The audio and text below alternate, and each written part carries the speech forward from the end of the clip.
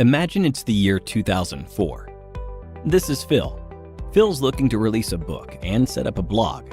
He's sure that it'd be successful, but he's only worried about one thing. He doesn't know how to ensure that his book reaches the right target audience who could enjoy his book.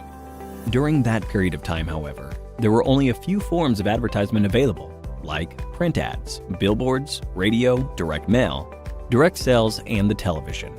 All of these options were pretty expensive.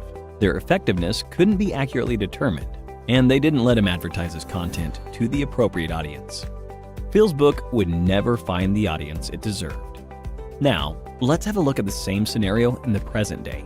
Alongside traditional forms of advertising, Phil would have access to digital marketing, a form of marketing that's a lot more lucrative, inexpensive, and configurable. Marketing that would enable marketers to advertise their audience digitally using channels like search engines, websites, social media platforms, emails, etc.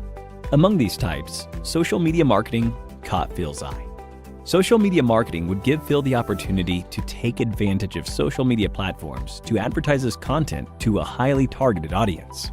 It would help more people learn about his book, increase the interaction with his audience. It's relatively inexpensive, unless he goes into advertising, and will help him get marketplace insights that might help in understanding his audience preferences better. Phil started by taking up a certification to learn about social media marketing. Since he was already familiar with the concept of social media marketing, his next step was to learn about the different types of content he could post on social media. Some of the most common forms of content that Phil could post would be images, text posts, polls, and videos. But over time, Phil began to notice that not a lot of people were being exposed to his content. Phil needed to advertise his content. For that, he would need to use the advertising options provided by the social media platforms like Facebook, Instagram, YouTube, LinkedIn, and Twitter. Most advertising platforms offer users with a number of different options like image ads. These ads involve the use of single or multiple images that are attractive and have the optimal amount of text. They also have a call to action that encourages user interaction. Phil could use images from his book, advertise websites that sell his book, and more. Then there are text and post ads.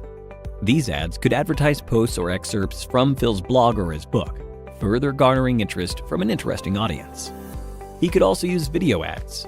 Phil could use video ads that feature favorable reviews and customer testimonials to advertise his books. Phil could also use lead ads, through which he could collect information from users who are interested in a weekly newsletter or regular updates from his blog. But that wasn't the only thing Phil could do with social media platforms. He could create a brand for himself and drive audience interest to it. Engage with them, create an identity, engage with content, finding content that works for him.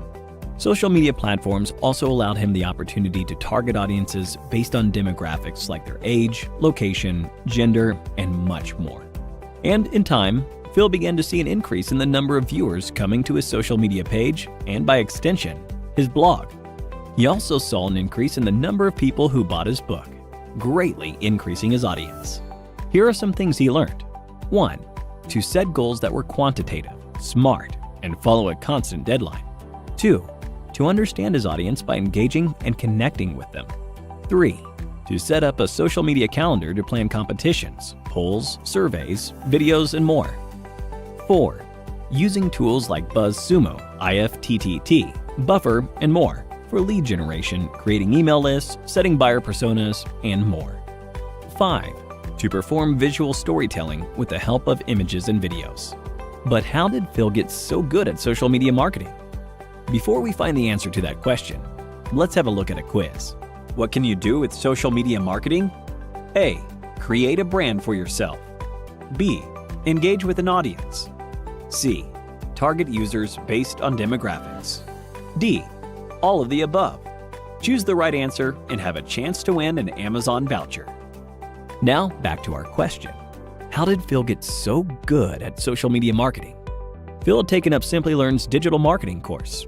It was thanks to this course that Phil had the skills and training to get good at social media marketing. And now, you can too, by clicking on the top right corner. And with that, we've given you an introduction to all the major concepts of social media marketing. We hope you enjoyed this video. If you did, a thumbs up would be really appreciated. Here's your reminder to subscribe to our channel and to click on the bell icon for more on the latest technologies and trends. Thank you for watching, and stay tuned for more from Simply Learn.